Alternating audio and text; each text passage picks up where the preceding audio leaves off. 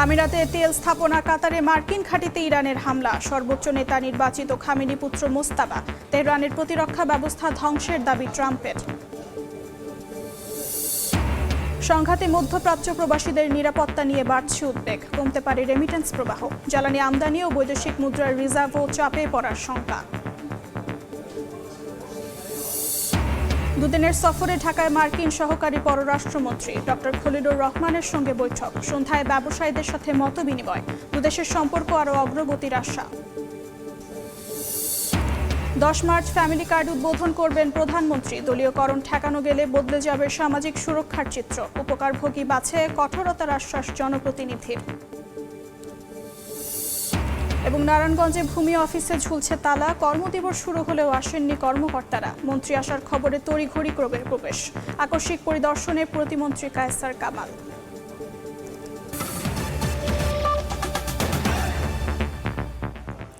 সময় সংবাদের সঙ্গে আছি আমি অর্জিতা শেহজিন। ইরানের নতুন সর্বোচ্চ নেতা হিসেবে আয়াতুল্লাহ আলী খামেনির ছেলে মোস্তাবা খামেনির নাম ঘোষণা করেছে ইরানে অন্তর্বর্তী নেতৃত্ব পরিষদ। গণমাধ্যম ইরান ইন্টারন্যাশনাল জানিয়েছে, আইআরজিসির চাপে এমন সিদ্ধান্ত নিতে বাধ্য হয়েছে এই পরিষদ। আয়াতুল্লাহ আলী খামেনিকে নিজ জন্মভূমি মাশহাদে বাবার কবরের পাশে দাফন করা হবে।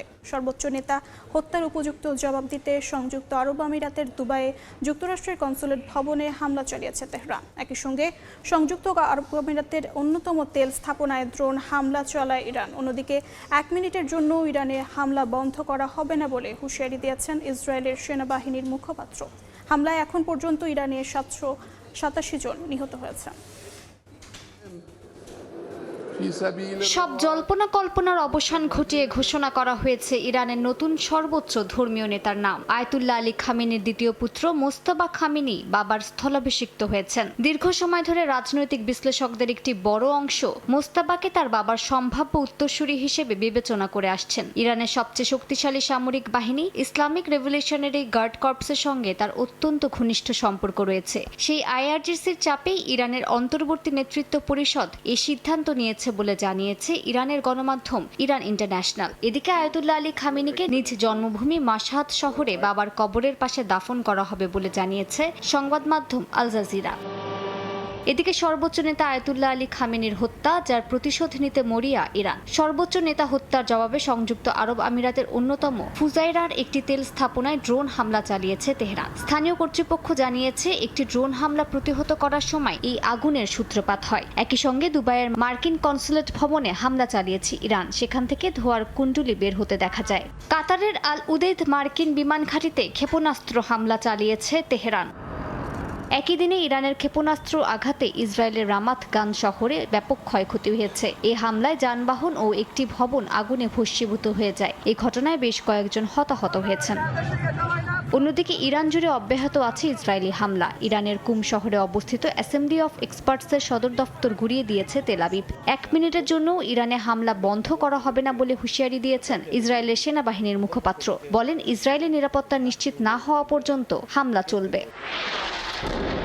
ইরানের পাশাপাশি লেবাননের হিজবুল্লাহ গোষ্ঠীর ওপরও হামলা অব্যাহত রেখেছে ইসরায়েল। এই হামলায় তেহরানে অবস্থিত ইরানের কুদস ফোর্সের লেবানন শাখার কার্যনির্বাহী কমান্ডার দাউদ আলী জাদা নিহত হয়েছেন। জবাবে দখলদার ইসরায়েলকে লক্ষ্য করে লেবানন থেকে দূরপাল্লার মিসাইল নিক্ষেপ করেছে সশস্ত্র গোষ্ঠী হিজবুল্লাহ। এরপর ইসরায়েলের মধ্যাঞ্চলে সতর্কতামূলক সাইরেন বেজে ওঠে। ইসরায়েলের প্রধানমন্ত্রী বিনিয়ামিন নেতানিয়াহু জানিয়েছেন, সশস্ত্র গোষ্ঠী হিজবুল্লাহ লেবাননকে যুদ্ধের মুখে ঠেলে দিচ্ছে। এ সময় তিনি ইরানের বিরুদ্ধে আরও জোরালো সামরিক অভিযানের হুঁশিয়ারি দেন। মালিহা সুহরওয়ার্দী, সময় সংবাদ। এবার ইরানের বিরুদ্ধে যুদ্ধের দায় নিজ কাঁধে নিলেন মার্কিন প্রেসিডেন্ট ডোনাল্ড ট্রাম্প। বলেন, ইসরায়েল যুদ্ধ শুরুর জন্য উস্কানি দেয়নি, বরং তিনি নেতানিয়াহুকে এই হামলার জন্য প্ররোচিত করেছেন। একই সঙ্গে তিনি দাবি করেন, মার্কিন হামলায় ইরানের সব প্রতিরক্ষা ব্যবস্থা ধ্বংস হয়ে গেছে। তেহরানের সঙ্গে আলোচনা নাকচ করেছেন তিনি। ইরানের পরবর্তী শাসক হিসেবে শাহরেজা পাহলভিকে যোগ্য মনে করেন না মার্কিন প্রেসিডেন্ট ডোনাল্ড ট্রাম্প। ইরানের বিরুদ্ধে ইসরায়েলের শুরু করা যুদ্ধ লড়ছে যুক্তরাষ্ট্র। একদিন আগে এমন মন্তব্যই করেছিলেন মার্কিন পররাষ্ট্রমন্ত্রী মার্কো রুবিও। তবে এবার ইসরায়েল ইস্যুতে সামনে আসলো ট্রাম্প প্রশাসনের মতভেদ। রুবিওর এমন দাবি সরাসরি প্রত্যাখ্যান করে ইসরায়েলের সমস্ত দায়ভার নিজ কাঁধে তুলে নিয়েছেন মার্কিন প্রেসিডেন্ট ডোনাল্ড ট্রাম্প। বলেন, তেল আবিব তেহরানে হামলার উস্কানি দেয়নি, বরং তিনি নিজেই নেতানিয়াহুকে এই যুদ্ধে জড়িয়েছেন। তিনি দাবি করেন, ইরান যুক্তরাষ্ট্র আলোচনার সময় তিনি আন্দাজ করেছিলেন যে তেহরান আগে মার্কিন ঘাঁটিতে হামলা চালাবে। হোয়াইট হাউসে মার্কিন প্রেসিডেন্ট আরও দাবি করেন, মার্কিন হামলায় ইরানের বিমান বাহিনী, নৌবাহিনী এবং আকাশ প্রতিরক্ষা ব্যবস্থা ধ্বংস হয়ে গেছে। মার্কিন সেনারা 1700-র বেশি লক্ষ্যবস্তুতে হামলা চালিয়েছে বলে জানান ট্রাম্প। বলেন, মার্কিন সামরিক অভিযান শেষ হতে হতে ইরানের সম্পূর্ণ প্রতিরক্ষা ব্যবস্থা ধ্বংস হয়ে যাবে। I think they were going to attack first, and I didn't want that to happen. So if anything, I might have forced Israel's hand. But Israel was ready and we were ready. ট্রাম্পের মতে সবচেয়ে খারাপ পরিস্থিতি হবে যদি ইরানের নতুন নেতা আগের মতোই ক্ষতিকর হয়। তিনি বিদেশে নির্বাসিত রেজা পাহলভিকে ভবিষ্যতে নেতৃত্বের জন্য উপযুক্ত মনে করেন না। মার্কিন প্রেসিডেন্ট জানিয়েছেন, ইরানের মধ্য থেকেই নতুন নেতা বেছে নেওয়া উচিত হবে। এ সময় ট্রাম্প জোর কণ্ঠে দাবি করেন, ইরানে আয়াতুল্লাহ আলী খামেনির পরবর্তী সব উত্তরসূরি নিহত হয়েছেন। মার্কিন প্রেসিডেন্ট ডোনাল্ড ট্রাম্প ইরানের সঙ্গে আলোচনার সম্ভাবনা নাকচ করে দিয়েছেন। সামাজিক যোগাযোগ মাধ্যমে দেয়া এক পোস্টে তিনি দাবি করেছেন, যুক্তরাষ্ট্র ও ইসরায়েলের যৌথ হামলা শুরু হওয়ার পর ইরান আলোচনার প্রস্তাব দিয়েছিল। ট্রাম্প বলেন, এখন ইরানের সঙ্গে আলোচনার সময় পার হয়ে গেছে। মালিহা সুহরওয়ার্দী, সময় সংবাদ। মধ্যপ্রাচ্যের সংঘাতের উত্তাপ পৌঁছে গেছে ইউরোপের দুয়ারেও। এর মধ্যেই ফ্রান্স ও যুক্তরাজ্য মার্কিন ইসরায়েলি বাহিনীর পক্ষে যুদ্ধে যোগ দেওয়ার জন্য নিজেদের সেনা পাঠানোর ঘোষণা দিয়েছে। ন্যাটোভুক্ত বেশ কিছু দেশ তাদের সামরিক ঘাঁটি ব্যবহারের সুযোগ দিচ্ছে। তবে স্পেন এতে অসম্মতি জানিয়েছে। জবাবে মাদ্রিদের সঙ্গে সব ধরনের বাণিজ্যিক সম্পর্ক শেষ করে দেওয়ার হুমকি দিয়েছে ওয়াশিংটন। ইরানে মার্কিন ইসরায়েলি আগ্রাসনকে কেন্দ্র করে সাইপ্রাসে বিমান ঘাঁটিতে ইরানের হামলার পর এই সংঘাতে সরাসরি জড়িয়ে পড়ছে ইউরোপের কিছু দেশ। স্থানীয় সময় মঙ্গলবার টেলিভিশনে দেয়া এক বিবৃতিতে ফ্রান্সের প্রেসিডেন্ট ইমানুয়েল ম্যাক্রো পারমাণবিক শক্তিচালিত বিমানবাহী রণতরী চার্লস দে গলকে বাল্টিক সাগর থেকে ভূমধ্য সাগরে যাওয়ার নির্দেশ দেন। এর সঙ্গে থাকবে যুদ্ধবিমান ও ফ্রিগেট বহর। যুক্তরাজ্য ভূমধ্য সাগরের পূর্বাঞ্চলে যুদ্ধজাহাজ HMS ড্রাগন ও হেলিকপ্টার পাঠানোর ঘোষণা দেয়। ব্রিটিশ প্রধানমন্ত্রী কিয়ার স্টারমার বলেন, সাইপ্রাসে অবস্থানরত ব্রিটিশ সামরিক সদস্যদের নিরাপত্তা নিশ্চিত করতেই এই পদক্ষেপ। এদিকে হোয়াইট হাউসে মার্কিন প্রেসিডেন্ট ডোনাল্ড ট্রাম্পের সঙ্গে বৈঠক করেছেন জার্মান চ্যান্সেলর ফ্রিডরিক মেটজ। তিনি স্বীকার করেছেন, যুদ্ধ ইউরোপের অর্থনীতিতে চাপ সৃষ্টি করছে, বিশেষ করে তেল ও গ্যাসের দামে। তবে বার্লিন এখনও সরাসরি সামরিক অংশগ্রহণের বিষয়ে সিদ্ধান্ত নেয়নি। ন্যাটো মহাসচিব মার্ক রুটে বলেছেন, জোট সরাসরি অভিযানে যোগ না দিলেও অনেক সদস্য দেশ লজিস্টিক ও ঘাঁটি ব্যবহারের সহায়তা দিচ্ছে। তার ভাষায়, ইরানের পারমাণবিক ও ক্ষেপণাস্ত্র সক্ষমতা ধ্বংসের পদক্ষেপকে ইউরোপের অনেক দেশ স্বাগত জানিয়েছে। তবে ব্যতিক্রমী অবস্থানও দেখা যাচ্ছে। যুক্তরাষ্ট্রকে স্পেনের কোনো সামরিক ঘাঁটি ব্যবহারের বিষয়ে অনুমতি দেয়া হবে না বলে সাফ জানিয়েছেন প্রধানমন্ত্রী পেদ্রো সানচেজ। জবাবে মাদ্রিদের সঙ্গে সব ধরনের বাণিজ্যিক সম্পর্ক ছিন্ন করার হুমকি দিয়েছেন ট্রাম্প। দ্বিপাক্ষিক চুক্তি ও আন্তর্জাতিক আইনের প্রতি সম্মান জানাতে হোয়াইট হাউসের প্রতি আহ্বান জানিয়েছে স্পেন। সম্ভাব্য বাণিজ্যিক নিষেধাজ্ঞার জন্য তারা প্রস্তুত বলেও জানিয়েছে সরকার। কানাডার প্রধানমন্ত্রী মার্ক কার্নি পরমাণু কার্যক্রম ঠেকানোর বিষয়ে যুক্তরাষ্ট্রের পক্ষ নিলেও এই হামলাকে আন্তর্জাতিক আইনের সঙ্গে অসঙ্গতিপূর্ণ বলে মন্তব্য করেছেন। সাদিয়া তাসনিম, সময় সংবাদ। ইরান, ইসরায়েল ও মিত্র দেশগুলোর মধ্যকার পাল্টাপাল্টি হামলায় উত্তপ্ত গোটা অঞ্চল। এর সরাসরি প্রভাব পড়তে শুরু করেছে বাংলাদেশের প্রবাসী শ্রমবাজারে। একদিকে হযরত শাহজালাল আন্তর্জাতিক বিমানবন্দরে কয়েকশো রেমিট্যান্স যোদ্ধার অনিশ্চিত অপেক্ষা, অন্যদিকে মধ্যপ্রাচ্যে থাকা প্রবাসীদের জানমালের নিরাপত্তা নিয়ে বাড়ছে উদ্বেগ। বিশ্লেষকরা বলছেন, এই যুদ্ধ দীর্ঘস্থায়ী হলে সংকটে পড়বে দেশের জ্বালানি নিরাপত্তা ও বৈদেশিক মুদ্রার রিজার্ভ। মধ্যপ্রাচ্যের আকাশে যুদ্ধের আগুন আর বাংলাদেশের সাধারণ শ্রমিকের কপালে দুশ্চিন্তার ভাঁজ। ইরান ইসরায়েল উত্তেজনার আঁচ পৌঁছে গেছে ঢাকার হযরত শাহজালাল আন্তর্জাতিক বিমানবন্দরেও। যারা স্বপ্ন নিয়ে পাড়ি দিতে চেয়েছিলেন বিদেশের মাটিতে, তাদের যাত্রা এখন অনিশ্চিত। ফ্লাইট বাতিল আর ভিসা প্রসেসিং বন্ধ হয়ে যাওয়ায় গত কয়েকদিনে আটকে পড়েছেন শত শত রেমিটেন্স যোদ্ধা।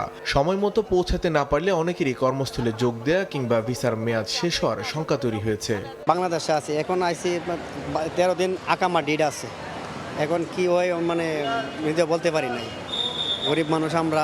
দুবাইয়ের যে ভিসা অনেকে 2 দিন 3 দিন আছে এবং আছে কেউ আছে 1 মাস, তাড়াতাড়ি জলদি করার জন্য সরকারে আবেদন করছি। এখন বলতেছে ফ্লাইট ক্যান্সেল, তাহলে আমরা আসলে নাম্বার যেটা দিছে এটার সাথে যোগাযোগ করা, কোন কানেক্ট করা কোনো লাইন পাইতেছি না। অর্থনীতিবিদরা বলছেন চলমান পরিস্থিতিতে রেমিটেন্স প্রবাহে নেতিবাচক প্রভাব পড়বে। পাশাপাশি দেশের জ্বালানি তেল আমদানির প্রধান উৎস মধ্যপ্রাচ্য, তাই দ্রব্যমূল্যের উপর পড়তে পারে এর নেতিবাচক প্রভাব। অবস্থায় তো আসলে সাধারণ ব্যবসা বাণিজ্য যেগুলো চলেন, উৎপাদনও চলছে না সেভাবে। এই কারণেই আমার কাছে মনে হচ্ছে যে এইবার রেমিটেন্সে একটা বড় আঘাত আসবে। আমাদের জ্বালানি নিরাপত্তা একটা বড় রকমের সংকট তৈরি হবে খুব দ্রুত, কারণ আমাদের অন্য কোনো আর জায়গা নেই যেখান থেকে আমরা আসলে এই তেল আমদানি করব। তো আর তেল আমদানি না হলে তাহলে আমাদের যানবাহন কীভাবে চলবে, আর এটি ছাড়াও যে বিদ্যুৎ উৎপাদন, তারপরে একই সঙ্গে যে কারখানা, সেগুলো চলবে কীভাবে। বাংলাদেশের মোট রেমিটেন্সের বড় অংশ আসে মধ্যপ্রাচ্যের দেশগুলো থেকে। যুদ্ধ পরিস্থিতি দীর্ঘায়িত হলে শ্রমিক পাঠানো যেমন বাধাগ্রস্ত হবে, তেমনি বিদ্যমান শ্রমিকদের চাকরিও ঝুঁকিতে পড়তে পারে। কর্মীরা যাবার জন্য যে অপেক্ষায় আছে, তাদের ফ্লাইট স্থগিত হয়ে রয়েছে। এতে কিন্তু কর্মীদের যে ভিসার মেয়াদ শেষ হয়ে যাচ্ছে। এই ভিসার মেয়াদ শেষ হয়ে গেলে তারা কিন্তু সেখান থেকে চাকরি হারাতে পারে।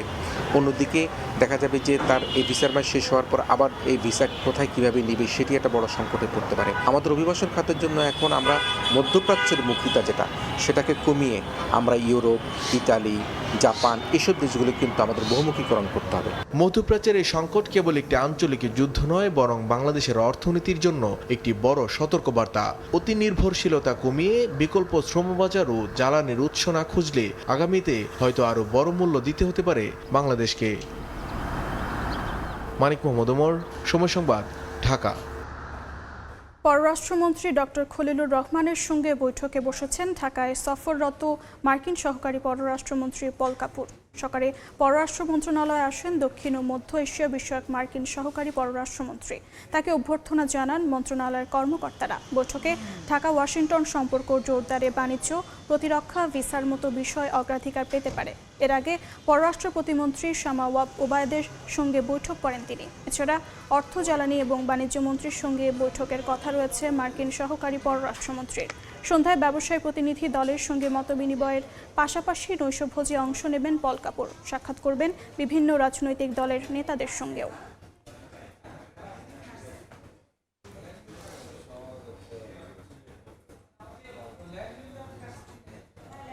এই মুহূর্তে পররাষ্ট্র মন্ত্রণালয়ে আছেন রিপোর্টার শাতিলা শারমিন। সরাসরি যাচ্ছি তার কাছে। আমরা এখন দেখতে পাচ্ছি আসলে পররাষ্ট্রমন্ত্রী ডক্টর খলিলুর রহমানের সঙ্গে বৈঠক চলছিল মার্কিন দক্ষিণ এবং মধ্য এশিয়া বিষয়ক যে সহকারী পররাষ্ট্রমন্ত্রী ঢাকা সফর করছেন তার আমরা দেখতে পাচ্ছি যে আসলে কিছুক্ষণের মধ্যেই তিনি বৈঠক শেষে আসলে নেমে আসার কথা রয়েছে। আমরা পররাষ্ট্র মন্ত্রণালয়ের যে ভবনটিতে অবস্থান করছি, আমরা আসলে নিচে অবস্থান করছি গণমাধ্যম কর্মীরা, এবং উপরে এই বৈঠকটি চলছে। এর আগে পররাষ্ট্র প্রতিমন্ত্রী শামা ওবায়দ ইসলামের সঙ্গে বৈঠক করেছেন পল কাপুর। আমরা জানি আজকে তিনি একটি ব্যস্ত সময় পার করবেন, কারণ এখান থেকে সচিবালয়ে যাওয়ার কথা রয়েছে তার। সেখানে 3 জন মন্ত্রীর সঙ্গে, গুরুত্বপূর্ণ মন্ত্রীর সঙ্গে তার বৈঠকের কথা রয়েছে। অর্থমন্ত্রী, জ্বালানি মন্ত্রী এবং এছাড়া আমরা জানি যে ব্যবসায়িক প্রতিনিধি দলের সঙ্গে তার একটি জরুরি বৈঠক রয়েছে। আগামীকাল তিনি রাজনৈতিক দলগুলোর শীর্ষ নেতাদের সঙ্গে বৈঠক করবেন। মূলত বাংলাদেশ যুক্তরাষ্ট্র যে সম্পর্ক, সেই সম্পর্কের ভবিষ্যৎ কি হতে পারে তার আলোচনার জন্যই আসলে গুরুত্বপূর্ণ এই সফরটি অনুষ্ঠিত হচ্ছে। পল কাপুরের এই সফর নিয়ে অন্তর্বর্তীকালীন সরকারের আমল থেকেই শোনা যাচ্ছিল যে তিনি আসলে বাংলাদেশে আসবেন। বর্তমান যে নতুন সরকার গঠন করার পরে এই সফরটিকে গুরুত্বপূর্ণ সফর হিসেবে দেখা হচ্ছে, কারণ মার্কিন পররাষ্ট্র দপ্তর থেকে আসলে এই শীর্ষ পর্যায়ের এই সফরটি বিবেচনা করা হচ্ছে। আমরা জানি যে 25 সালের শেষ দিকে আসলে ডোনাল্ড নুর স্থলাভিষিক্ত হন এই পল কাপুর, এবং বাংলাদেশ ঢাকা ওয়াশিংটন যে সম্পর্ক রয়েছে সেই সম্পর্কে বাণিজ্য, সেই সম্পর্কে প্রতিরক্ষা এবং সেই সম্পর্কে ভবিষ্যৎ কি পুনর্নির্ধারণ হতে যাচ্ছে সেই বিষয়গুলো কিন্তু নির্ধারণ হতে পারে এই বৈঠকের মধ্য দিয়ে। তো গুরুত্বপূর্ণ এই বৈঠকের পরে যদি পররাষ্ট্র মন্ত্রণালয় থেকে বা সরকারের পক্ষ থেকে থেকে গুরুত্বপূর্ণ তথ্যগুলো দেওয়া হয়েছে, কী ধরনের আলোচনা হয়েছে বা মার্কিন দূতাবাসের পক্ষ থেকে, তাহলে আসলে আমরা জানাতে পারবো আসলে আলোচনার বিষয়বস্তু কী ছিল। আমরা অপেক্ষা করছি, তিনি যখন নেমে আসবেন তখন হয়তো তিনি গণমাধ্যমে কথা বলতেও পারেন, সেই ক্ষেত্রে আমরা বিস্তারিত আরও জানাতে পারবো। যুক্ত ছিলাম পররাষ্ট্র মন্ত্রণালয়। স্বল্প আয়ের মানুষকে নতুন করে স্বপ্ন দেখাচ্ছে বিএনপি সরকারের ফ্যামিলি কার্ড। আগামী 10 মার্চ যে কার্ড বিতরণ কার্যক্রমের উদ্বোধন করবেন প্রধানমন্ত্রী তারেক রহমান, যার মাধ্যমে মাসে 2,500 করে টাকা পাবেন এক একজন সুবিধাভোগী। তবে এই উদ্যোগ সফল হওয়ার পথে সামাজিক সুরক্ষা খাতের অপচয় দুর্নীতিকে বড় চ্যালেঞ্জ হিসেবে দেখছেন অর্থনীতিবিদরা। যদিও স্থানীয় জনপ্রতিনিধিরা বলছেন উপযুক্ত ব্যক্তির হাতে কার্ড তুলে দিতে বদ্ধপরিকর তারা। সাইফুল ইসলামের রিপোর্ট। ভিন্নি নয় অন্য কোনো দেশ, সবার আগে বাংলাদেশ। সবার আগে বাংলাদেশ এই স্লোগানে যে নির্বাচনী প্রচারণা শুরু করেছিল বিএনপি, সেখানেই ক্ষমতায় গেলে 4 কোটি পরিবারে ফ্যামিলি কার্ড দেওয়ার প্রতিশ্রুতি দিয়েছিলেন প্রধানমন্ত্রী তারেক রহমান। বাংলাদেশের প্রত্যেক মা বোনদের কাছে, মাদের কাছে আমরা পৌঁছে দিতে চাই। ক্ষমতা নেয়ার পর সর্বোচ্চ অগ্রাধিকার দিয়ে চলছে নিম্ন আয়ের মানুষকে দেয়া সেই প্রতিশ্রুতি রক্ষার কাজ। ঈদের আগেই সুবিধাভোগীদের হাতে এই কার্ড তুলে দিতে পরীক্ষামূলকভাবে দেশের 14 উপজেলায় চলছে তথ্য সংগ্রহ, যাচাই বাছাইয়ের কাজ, যেখানে প্রতি মাসে মিলবে 2,500 টাকা। প্রথম পর্যায়ের সুবিধাভোগীর তালিকায় আছেন রাজধানীর করাইল বস্তির বাসিন্দারাও। নুন আনতে পান্তা ফুরায় এসব মানুষের কাছে যেন এক সোনার হরিণ হয়ে আসছে বিএনপি সরকারের এই ফ্যামিলি কার্ড, যার উপর ভরসা করে ছেলে মেয়ের সংসারে আর বোঝা হয়ে থাকতে চান না 6 বছর আগে স্বামী হারানো হাজেরার মতো অনেকেই। ভালো হয় এমন ওষুধ বুড়ি খাইতে তোর কাছে আত্মপ্রাপ্ত হয় না, কিছু সুযোগ সুবিধাই পাই না। এখন এটা যদি এই স্যারের আমলে হয় তাহলে তো আমাদের মনে আর কারোর উপর বিশ্বাস থাকবে না। কখনো প্রয়োজন হলেও আমার বাবার বাড়ির জন্য বা আমার মার জন্য আমি কিছু চাইতে পারবো না, আমি সংকোচ বোধ করবো। তো ফ্যামিলি কার্ডটা পাইলে দেখা গেছে পণ্য দেখ বা টাকা নগদ দেখ, আমি এটা আমার ফ্যামিলির কাজে ইউজ করতে পারবো। নিত্যদিনের খরচ মেটাতে হিমশিম খাওয়া মানুষের চাওয়া ফ্যামিলি কার্ড বিতরণে যেন অনিয়মের গ্যারাকলে পড়ে বঞ্চিত না হন তারা। যাদের কাছে নেতা আছে, আত্মীয় স্বজন, জ্ঞাতি গোষ্ঠী 14টা নাম দেওয়া করে দেবে, অথচ আমরা যে গরিব দরিদ্র হেরা কেউ কিচ্ছু পাবো না। সরকারের ভোটার যারা এখানে ঢাকার পাবে, আর যারা ভাড়াটিয়া দেশের ভোটার কেন পাবে না? মূলত দরিদ্র নিম্নবিত্ত পরিবারের মায়েরা এই সুবিধা পাবেন বলে সিদ্ধান্ত নিয়েছে সরকার। তাদের প্রত্যাশা, এই ফ্যামিলি কার্ড বিতরণে আসবে স্বচ্ছতা, কোনো রকম থাকবে না অনিয়ম। এর পাশাপাশি সুবিধাভোগী যারা, তাদের কাছেই যেন এই কার্ড পৌঁছায়। স্থানীয় প্রতিনিধিদের আশ্বাস, যাচাই বাছাই করেই সুবিধাভোগীর হাতে কার্ড তুলে দিতে চান তারা। এইখানে কোনো দলীয় নেতাকর্মী দ্বারা এই কাজটা করা হবে না। আমাদেরকে যদি বলা হয় তাদের পাশে থেকে সহযোগিতা করার জন্য, আমরা সর্বদা তাদের পাশে আছি। অর্থনীতিবিদরা বলছেন, দলীয়করণ ঠেকাতে পারলে এই কার্ড বদলে দিবে সামাজিক সুরক্ষা খাতের ব্যয়ের চিত্র। এজন্য সঠিক তথ্য ব্যবস্থাপনার তাগিদ তাদের। অনেক সময় দলীয়করণ করা হয়, এখানে দুর্নীতি করা হয়, যার থাকার কথা সে থাকে না। সবার কাছে ব্যাংক অ্যাকাউন্ট বা তাদের কাছে মোবাইল ফোনও অনেকে থাকে না। ডিজিটাল একটা রেজিস্ট্রি করা যায়, তাহলে ওই যে একটা ডুপ্লিকেশন, এই ডুপ্লিকেশনটা হয় না। এনআইডির যে স্থায়ী ঠিকানার যে সমস্যাটা, সেই সমস্যাটাও তখন কিছুটা হলেও দূরীভূত করা যায়। যদিও সাইফুল ইসলাম, সময় সংবাদ, ঢাকা। ঠিকানাও আবার পরিবর্তন। সময় সংবাদে আরও থাকছে। রাজধানীতে গৃহবধূর রক্তাক্ত মরদেহ উদ্ধার, স্বামীর বিরুদ্ধে হত্যার অভিযোগ। মরদেহ ঢাকা মেডিকেলের মর্গে, মামলা দায়ের, খুনের বিচার দাবি।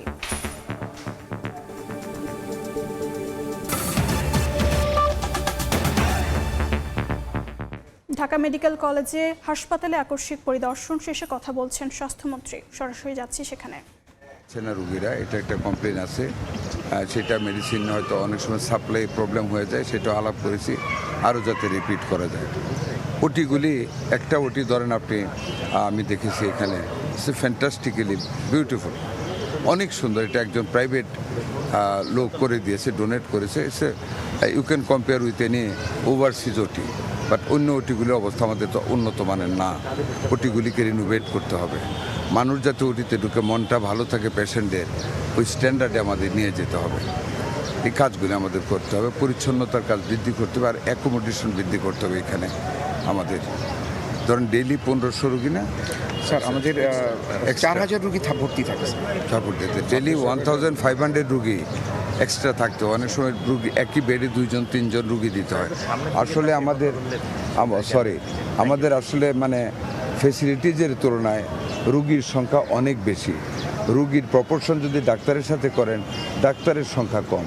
ওটি আছে ডেলি দিন রাতেও অনেক সময় ওটি, যেমন ওটিতে আমাকে বলে অ্যানেস্থেসিস্ট কম, তার সাপোর্টিং বয়েজ মানে আদার 4th গ্রেডের কর্মচারী কম, স্টাফ কম, সার্ভিস দিতে পারে না, তার ভিতরে ম্যানেজ করে যাচ্ছেন। আমি প্রায় ইমার্জেন্সিগুলি দেখেছি, অনেকগুলি ওটি দেখেছি। ওটি যেইভাবে ওটি স্ট্রাকচার আছে সেই তুলনায় ওটি পরিষ্কার আছে, বাট ওটির যে স্ট্যান্ডার্ড হওয়ার কথা সেই স্ট্যান্ডার্ডের ওটি আমাদেরগুলি না। একটা মাত্র ওটি আছে যেটা ইন্টারন্যাশনালি ইউ ক্যান কম্পেয়ার, যেটা আমি বললাম একজন প্রাইভেট লোক করে দিয়েছে, এটা আমি সেন্সে নিয়ে গেলাম। আমরা চেষ্টা করবো ওটিগুলিকে ওইভাবে রূপান্তরিত করার, যাতে করে রুগীরা উঠিতে গেলে মনটা ভালো হয়ে যায়, যেন একটা ভালো জায়গায় আছি। এই কাজগুলি আমাদের করতে হবে। পরিচ্ছন্নতার দিকে এখন আই এম নট ফ্রাস্ট্রেটেড যে একেবারে মেডিকেল শেষ, এটা আমি যদি বলি এটা আমার মিথ্যা কথা বলা হবে। আছে, বাট আমাদের অপ্রতুলতা আছে, আমাদের সাপোর্টিংয়ের অভাব আছে, ম্যান পাওয়ার কম আছে, অ্যাকোমোডেশন ফেসিলিটিস কম আছে। আর কিছু কিছু জায়গায় যেমন লন্ড্রি ওয়াশিং নিজস্ব কোনো প্ল্যান্ট নেই। আমি কাপড়গুলি দেখেছি যে যাকে দেওয়া হয়েছে নিম্নমানের ওয়াশ, কাঁচা কাঁচা ময়লা রয়ে গেছে, বাট একটু গরম আয়রন করে দিয়ে দিয়েছে। এটা আমি কাকে ব্লেম করবো? আমাদের তো নিজস্ব প্ল্যান্ট নেই। তবে আমি ডিরেক্টর সাহেবকে বলেছি কন্ট্রাক্টরকে ডেকে তাকে বিল কাটার জন্য এবং ট্রেড করার জন্য, যাতে ভালোভাবে ওগুলো আসে আর কি। যুক্ত ছিলাম ঢাকা মেডিকেলে।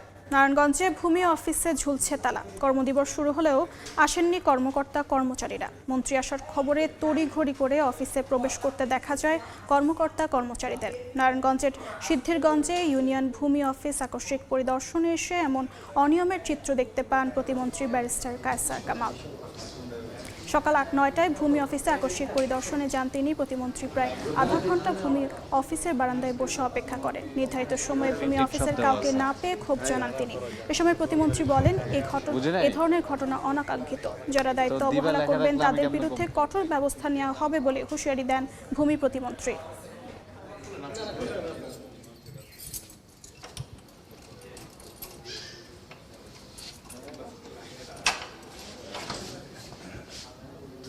নয়টা 20 বেজে চলছে, এখন পর্যন্ত অফিসের কেউ আসেননি। তো অফকোর্স এটা যথাযথ কর্তৃপক্ষের মাধ্যমে বিধি অনুযায়ী, আইন অনুযায়ী এ ব্যাপারে কার্যকর পদক্ষেপ নেওয়া হবে। কোনো অবস্থাতেই কাম্য না 9টার পরে কেন ওনারা অফিস খুলবেন। যারা গ্রাহক আছেন তারা অপেক্ষা করছেন এখানে, এটা আনফরচুনেট এবং এটা আনঅ্যাকসেপ্টেড। এই ব্যাপারে যথাযথ বিধি এবং আইন প্রতিপালনের মাধ্যমে তাদের ব্যাপারে কার্যকর পদক্ষেপ নেওয়া হবে। এই মুহূর্তে নারায়ণগঞ্জের সিদ্ধিরগঞ্জে ভূমি অফিসে আছেন রিপোর্টার কামরুল হাসান। সরাসরি যাচ্ছি তার কাছে। ভূমি অফিসের সেবা কার্যক্রম নির্বিঘ্ন করতে ইতিমধ্যেই ভূমিমন্ত্রী প্রতিমন্ত্রী কড়া হুঁশিয়ারি দিয়েছেন এবং এরই ধারাবাহিকতায় আজকে ভূমি প্রতিমন্ত্রী ব্যারিস্টার কায়সার কামাল ঝটিকা সফরে আসেন। আমরা এই মুহূর্তে সংযুক্ত হয়েছি নারায়ণগঞ্জের সিদ্ধিরগঞ্জে ইউনিয়ন যে ভূমি অফিসটি রয়েছে সেখান থেকে। এখানকার যে পরিস্থিতি আমরা দেখতে পেয়েছি সকালে এসে, সেটি যদি একটু জানাই। ঠিক সকাল 9টায় আমরা এখানে প্রতিমন্ত্রীর সাথেই এসেছি এবং এখানে এসে যেটি দেখতে পেয়েছি, এই ভূমি অফিসটিতে 3 জন কর্মচারী রয়েছেন। এর মধ্যে একজন অফিস সহকারী, একজন ভূমি সহকারী কর্মকর্তা এবং ভূমি কর্মকর্তা। অর্থাৎ এই 3 জনের মধ্যে শুধুমাত্র অফিস সহকারী অফিসে ঢুকেছেন 9টা 20 মিনিটে এবং বাকি যে 2 জন কর্মকর্তা আছেন তারা তাদের যে নির্ধারিত যে সময় সেই সময়ের অনেক পরে, অর্থাৎ একজন ঢুকেছেন সকাল 10টায় এবং আরেকজন অফিসে প্রবেশ করেছেন 9:30টার পরে। এই ধরনের অনিয়ম কিন্তু আসলে এখানে পাওয়া গেছে এবং আপনারা এখন দেখতেই পাচ্ছেন যে ভূমি প্রতিমন্ত্রী যে এখানে যে কক্ষটি রয়েছে, ভূমি কর্মকর্তা যে কক্ষ, সেই কক্ষে তিনি ইন্সপেকশন করছেন এবং তিনি এখানকার যে সার্বিক যেই কার্যক্রম সেই কার্যক্রমগুলো তদারকি করছেন। এবং এর আগেই কিন্তু এই যে ভূমি অফিসে যে সকল কর্মকর্তা কর্মচারীরা দায়িত্বে নিয়োজিত তারা যে এখানে আসেননি সেই বিষয়টি নিয়েও তিনি আমাদের সঙ্গে কথা বলেছেন এবং তিনি যেটি বলেছেন যে সরকারি অফিসে আসলে একেবারেই সমাজের প্রান্তিক পর্যায়ের মানুষ এখানে সেবা নিতে আসে।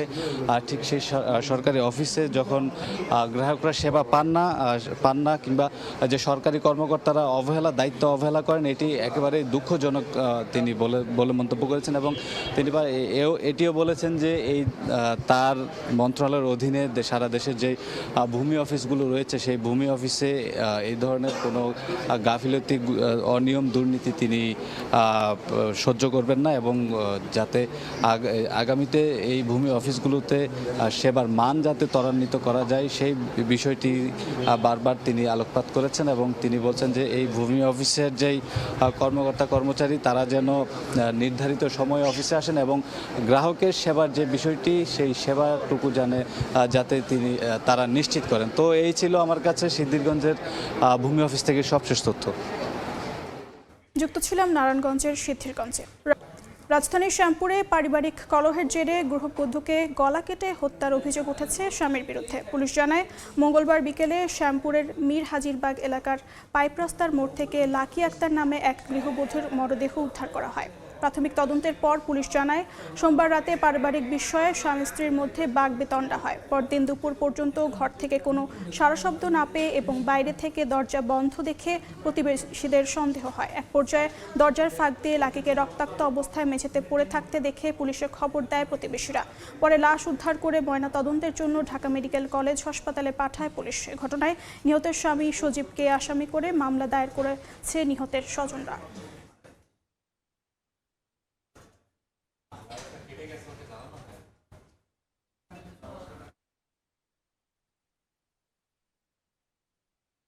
গতকাল ভোরে আর কি সেই সময় তাদের হয়তো গর্ব হিসেবে চলছে, পরে তারা যে সজীব আর কি যে আসামি জামাই চাকরি দিয়া জবাই করে তারপরে মারা ফেলাইছে। সকালের সময় আরও থাকছে।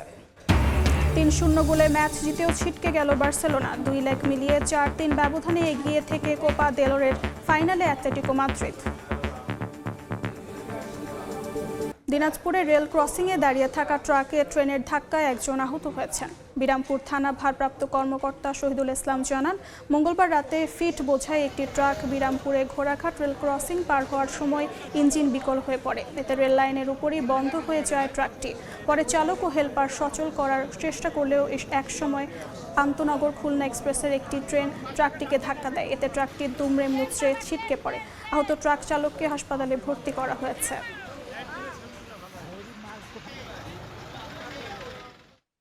গাড়ি আসতেছে আর ট্রাক দিছে লাইনের চড়ে গাড়িটা পার হতে যায়, সামনের চাকা পার হয়েছে, পিছনের চাকা গ্যাপে পড়ে যায়।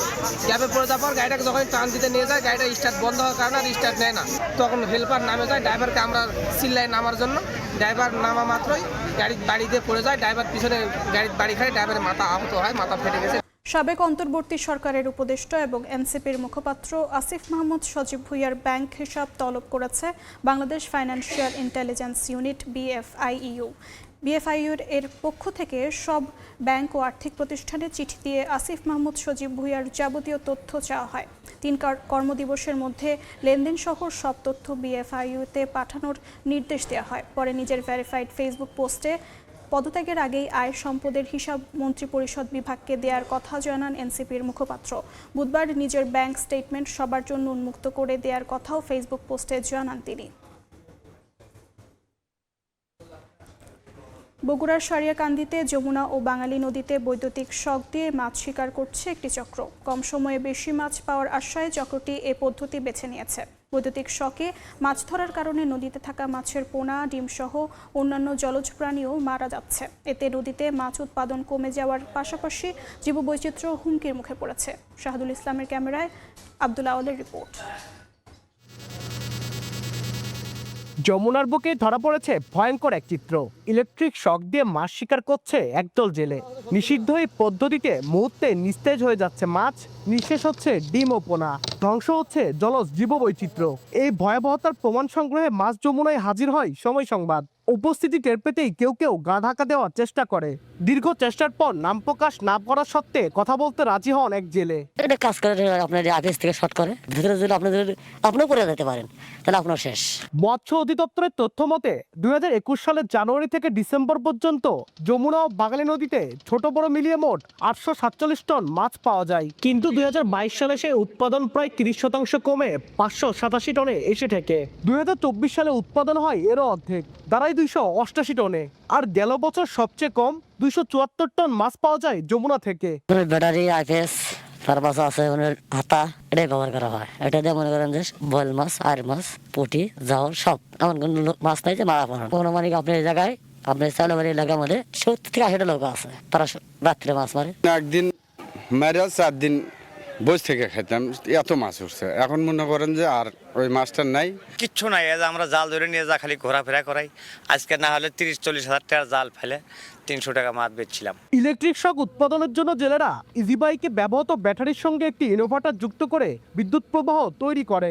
সেই ইনোভার্টার থেকে দুটি তার বের করে জালের সঙ্গে যুক্ত করা হয়। পানিতে 5 থেকে 7 ফুট দূরত্বের মধ্যে থাকা মাছ সহ সব ধরনের জলজ প্রাণী বৈদ্যুতিক শকে মারা যায়। এমনকি নির্দিষ্ট ওই গণ্ডির মধ্যে কোনো মানুষ পড়লে প্রাণনাশের শঙ্কা থাকে। ইলেকট্রিক ফিশিং এর মাধ্যমে অবৈধভাবে প্রচুর পরিমাণ মৎস্যজীবীরা মাছ ধরতেছে, যেটা আসলে শুধু আমাদের মৎস্য সম্পদের জন্য নয়, সাথে সাথে যে মাছের যে অন্যান্য খাবার, প্রাণী কণাগুলা বা উদ্ভিজ্জ কণা, এগুলোর জন্য ক্ষতিকর। জড়িতদের বিরুদ্ধে কঠোর ব্যবস্থা নেওয়ার হুঁশিয়ারি জেলা প্রশাসকের। আমাদের গোয়েন্দা নজরদারি অব্যাহত আছে। অন্যান্য যে সমস্ত নৌ পুলিশ আছে বা অন্যান্য যারা আছে তাদেরকে আমরা ইনভলভ করেছি বা তাদেরকে ইনফর্ম করেছি, ওনারা এগুলো যেন নজরদারির মধ্যে রাখে। এবং কারা গত কয়েকদিনে আমাদের বিভিন্নভাবে আমরা কয়েকজনকে সাজাও দিয়েছি। বৈদ্যুতিক শক দিয়ে মাছ শিকার বন্ধে 2024 সালে উপজেলা প্রশাসন পরিচালনা করেছে 55টি মোবাইল কোর্ট। আর 2025 সালে অভিযান চালিয়ে 50টি মোবাইল কোর্টের মাধ্যমে শুধু জরিমানাই নয়, 4 জনকে কারাদণ্ড দেওয়া হয়। তবুও থামছে না নদীর বুকে এ ধ্বংসযজ্ঞ। আব্দুল আউয়াল, সময় সংবাদ, বগুড়া। কোপা দেল রের সেমিফাইনালের দ্বিতীয় লেগে 3-0 গোলে জিতেও ফাইনালে যাওয়া হলো না বার্সেলোনার। 2 লেগ মিলিয়ে 4-3 ব্যবধানে এগিয়ে থেকে ফাইনাল নিশ্চিত করল অ্যাটলেটিকো মাদ্রিদ। প্রথম দেখায় 4-0 গোলে পিছিয়ে থাকায় ফাইনালে যেতে এদিন বার্সেলোনার সামনে ছিল কঠিন চ্যালেঞ্জ। জিততে হবে অন্তত 5-0 গোলে।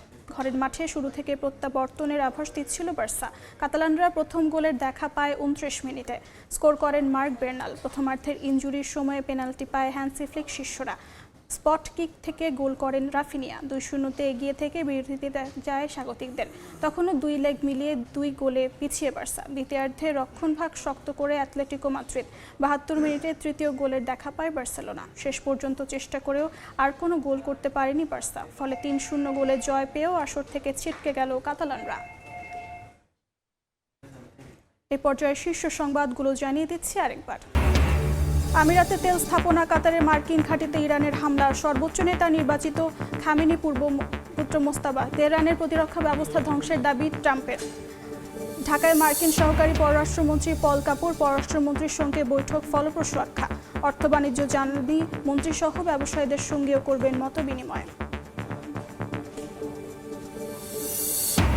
এবং কর্মঘণ্টা শুরু হলেও নারায়ণগঞ্জে ভূমি অফিসে ঝুলছিল তালা। প্রতিমন্ত্রীর আকস্মিক পরিদর্শনে তড়িঘড়ি করে আসেন কর্মকর্তা। ঢাকা মেডিকেলে ঝটিকা সফরে স্বাস্থ্যমন্ত্রী।